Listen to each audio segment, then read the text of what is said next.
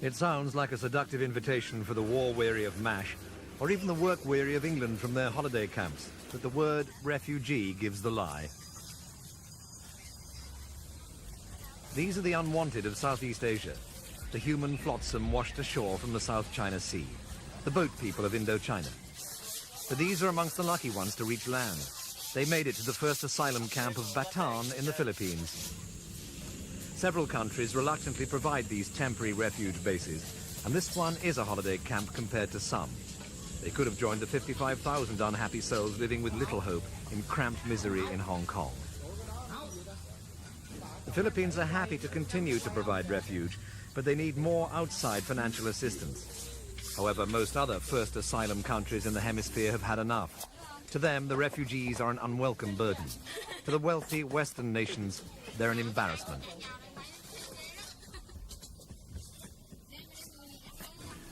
Nuisance or embarrassment, their plight was discussed at a recent two-day workshop organized by the UN's High Commission on Refugees.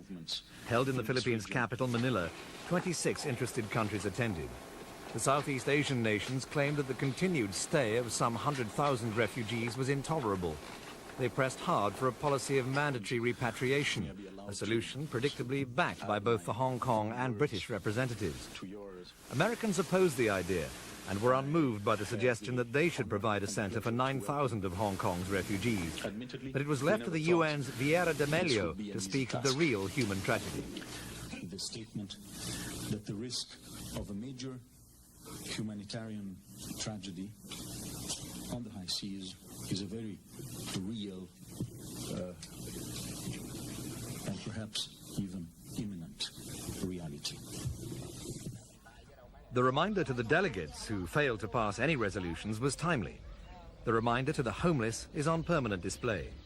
At least two countries, Thailand and Malaysia, have been pushing the boats back to sea, pointing them to other shores. Several passengers have perished on the way. Meanwhile, although no one has anything to crow about, an effort to relieve the pressure in Hong Kong's camps has been started. Great Britain has contributed $5 million for a new centre on a site nearby. It's planned to accommodate a further 8,000 refugees there. But like these people in limbo whilst they wait to be screened, those plans are facing financial problems. Some here, though, accept them philosophically.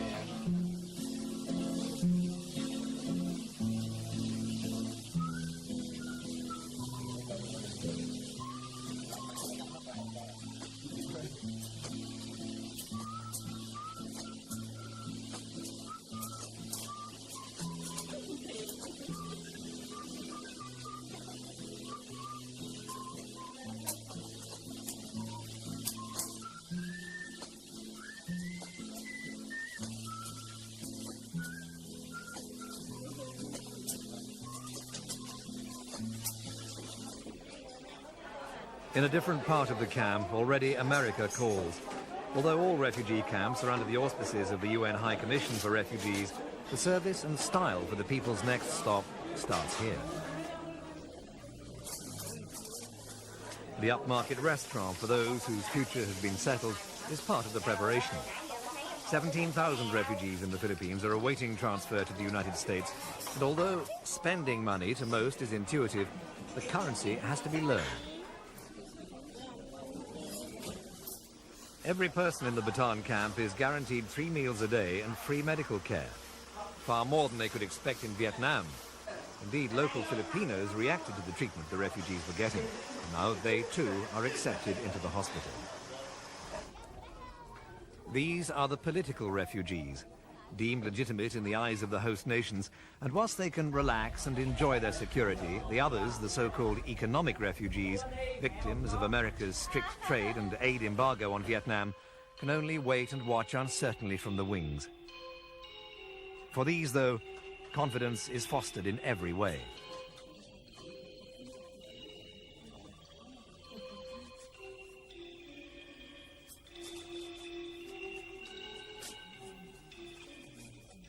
The spirit of free enterprise is cultivated here at Camp Bataan.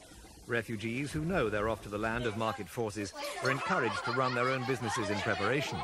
When they leave, they sell them to other would-be entrepreneurs. The Vietnamese all seem to be highly motivated. In fact, some critics claim that if all restrictions on aid and trade against Vietnam were lifted, this diligence would stay in the country. Certainly the unwelcome economic refugees wouldn't flee in such numbers. For those whose political affinity is welcome, free education for all members of the family, Western style, is provided. Very important in our classroom to have order. But the learning isn't all academic. The everyday realities of an American housewife's routine also have to be learned. And if the culture doesn't seem too sexist and out of fashion, by just following the signs, these ladies will be schooled in all the domestic talents that apparently are part of the American dream.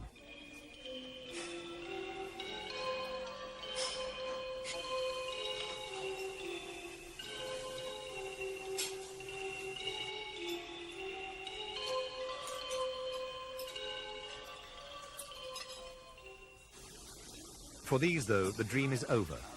They were screened out and disqualified from a new life in America. Rather than sit around and wait for the politicians, they're returning to Vietnam voluntarily. In the last 12 months, from all the camps, more than 2,000 have chosen this course. Many of the returnees have very similar stories of why or how they came. Several of the men claim to be fishermen, persuaded, coerced, or even in some cases hijacked against their better judgment or will to make the long journey. Now they want to return, they say, because their families need them and they miss them very much.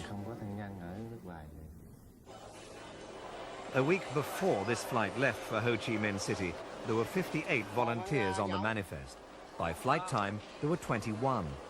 However, with reassurances of no recriminations from the Vietnamese government, the 21 seemed happy to choose their own destination, if not their own destiny.